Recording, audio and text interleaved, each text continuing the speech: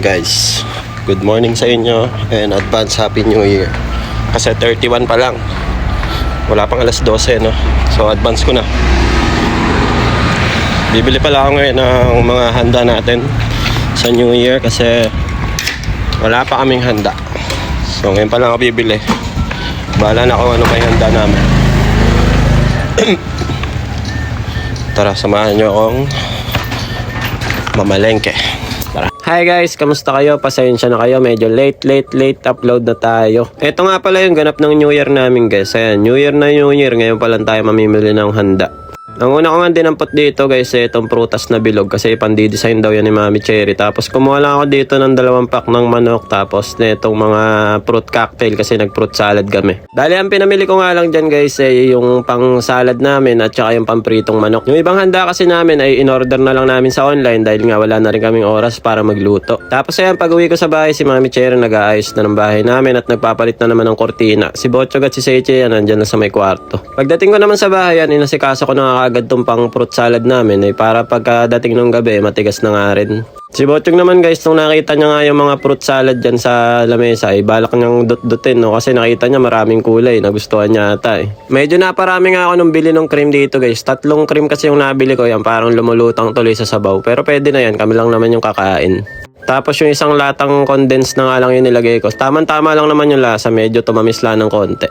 After ko nga magawa ng fruit salad din, pinatikim ko muna kay Bossing kung pasok ba sa panlasa niya. Sabi niya, pwede na to daddy, nakailang tikim na ako, paulit-ulit ka na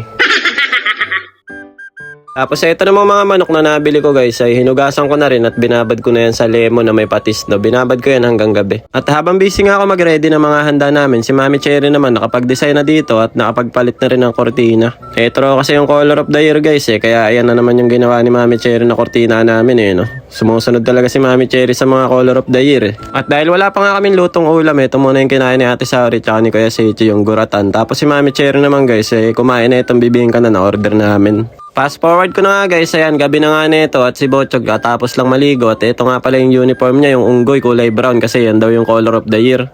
Tapos si Ate Saori naman, si Kuya Seichi yan, pareha sila ng damit no, para silang kambal. Sa mga oras nga pala na ito guys ay iniintay namin yung lola ko na dumating dahil nga meron din siyang nilutong ulam. Kaya nga lang medyo gutom na nga kami kakaintay kaya yan, kumain na muna kami dito at nagprito muna ako ng manok na binabad ko. Habang kumakain naman kami guys, dumating yung lola ko. Ayan, may dalang menudo. Ang sarap ng menudo. Pag may menudo talaga guys, feeling ko nasa pestahan ako tapos sasamahan pa nitong kutsinta. Tapos ayan, meron din kasamang nilagang oxtail guys. Napakasarap niyan at malambot. Sinabayan na nga rin pala kami kumain ng lola ko kasi medyo malayo din yung pinanggalingan niyan. Nagbike lang yan papunta dito sa bahay namin.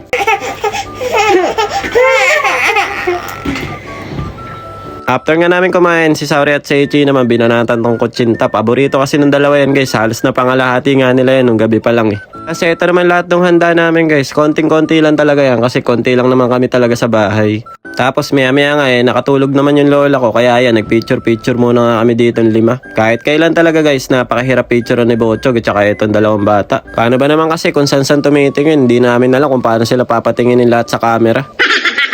Wala pa nga alas 12 nagkain na kami dito at nagkampay na rin kami ni Mami Cherry. Hindi rin naman kasi ramdam dito yung New Year no, hindi katulad dyan sa atin sa Pinas, napakaingay. So paano guys, hanggang dito na lang muna. Kita-kits na lang ulit tayo next video. Diyan mata arigatou gozaimasu. Ngek ngek ngek. Bye bye.